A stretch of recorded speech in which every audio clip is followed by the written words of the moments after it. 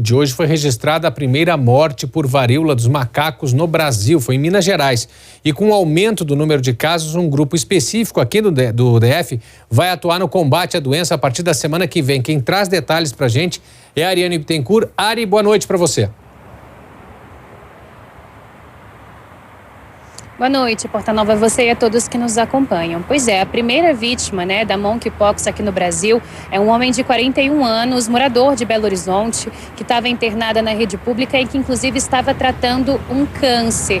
Ele acabou sendo acometido aí pela varíola dos macacos e a causa da morte dele ficou registrada como choque séptico agravada pela varíola dos macacos. Aqui no DF, diante do avanço da situação, neste momento são 21 casos confirmados e 70 suspeitos de varíola dos macacos. A Secretaria de Saúde afirmou que a partir da próxima semana começa a funcionar o Comitê Operacional de Emergências, que vai ser um grupo formado por servidores que vão acompanhar aí a situação epidemiológica aqui na capital do país e também pensar em políticas que podem ajudar no combate à monkeypox e no tratamento correto dos pacientes suspeitos ou confirmados. Existe inclusive a possibilidade de que alguns leitos do Agarram passem a ser destinados, já separados, para possíveis casos graves de pacientes com a varíola dos macacos. Bom, mas para a gente entender um pouco mais sobre essa situação, se há de fato preocupação diante desse momento que a gente vive agora, a infectologista Joana Dark está aqui com a gente. Doutora, boa noite, bem-vinda. Boa noite. Ao DF Record. Bom, começar te perguntando, esse surto, que é o que a OMS tem dito, essa morte hoje confirmada, tudo isso é um motivo de preocupação? A gente pode ter uma pandemia por conta da monkeypox? Olha, a situação é de emergência global, São inúmeros países que já têm muitos casos, então a gente está sim diante de uma situação de emergência e de preocupação.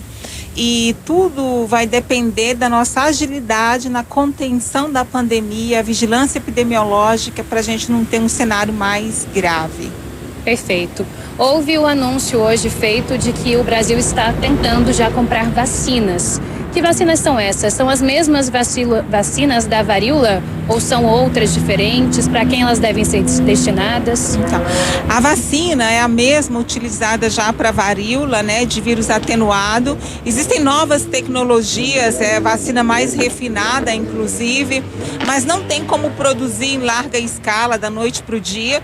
Essas vacinas elas são mais indicadas para aquelas pessoas que teve contato com caso suspeito, para profissionais de saúde e para aqueles que são mais vulneráveis nesse momento, o grupo maior de risco.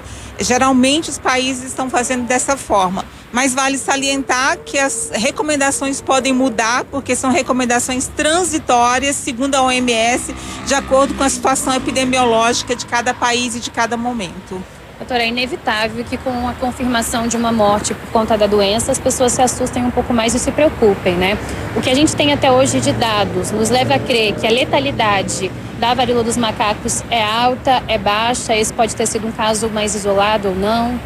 A nossa esperança é que sim, que tenha sido um caso mais isolado, mas saliento que ainda é cedo para algumas falas já categóricas com relação à evolução da doença, porque aí tem um centro de vigilância genômica e está todo mundo analisando o comportamento da doença. Mas o esperado é que seja um quadro de maior estabilidade, com menor letalidade, com menor potencial também de propagação, Não é como a Covid, por exemplo. Mas, claro, tudo isso a gente tem que fazer ainda o monitoramento. Perfeito. E quais são, então, as formas de transmissão, os meios de transmissão e o que a gente pode fazer hoje para se proteger? A principal forma de transmissão é pelo contato. Então, quando eu falo contato, é quando eu toco nas feridas, Então, assim, hoje a gente tem visto que a doença tem se propagado muito com aquelas pessoas por meio da relação sexual, porque é um momento mais íntimo e de maior contato físico. Mas ela também pode ser transmitida por alguns objetos, lençóis, toalha e por via respiratória, por meio de gotículas. É menos frequente, mas são essas 3 vias as principais.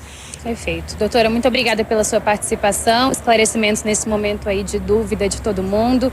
Volto com você, Portanova. Obrigado, Ariane.